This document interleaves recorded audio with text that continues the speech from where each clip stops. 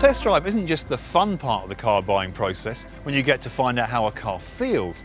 It's also the most important bit when you can find out for certain if that car that you fancy really is the right car for you.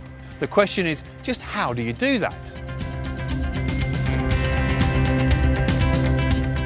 Well, for a start, a test drive starts well before you start to drive. First, make sure you can get comfortable behind the wheel and check how easy the controls are to use. And finally, make sure that your phone is compatible with the car. And remember, a minor irritation now can become a major gripe over time. Don't forget practicality either. Check how easy it is to get in and out of the back and how much space there is.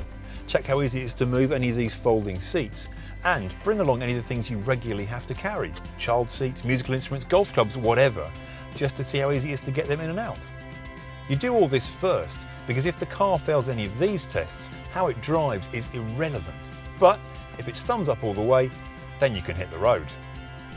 It's best to check in advance if someone from the dealer will want to come along with you, but if you can, ask to go on your own so that you're not distracted. If they absolutely insist on accompanying you, bring along a friend so that they can occupy the dealer while you concentrate on the car. Spend as much time in the car as possible and try to drive it on familiar roads.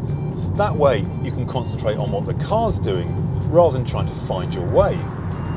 Likewise, try and drive it in the kind of conditions that you'd encounter on a daily basis. We're not experts to review a car. Fitness for purpose is the most important single consideration. In other words, does the car do what you want it to do?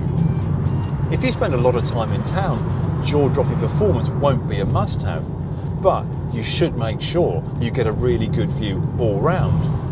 And check the weight of these controls. If the steering's too heavy, for example, or the pedals are too firm, it could mean that your dream car is actually a nightmare to drive.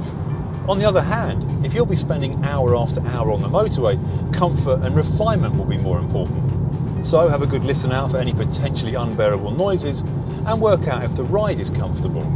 If you're looking at a performance car, you probably will be prepared to put up with a bit more noise and a sportier feel to the way the car drives. But will it be too much in everyday use? Now's the time to find out.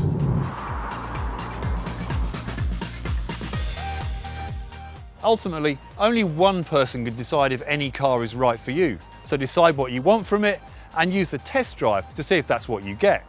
If you do get what you want, then this could just be the right car for you.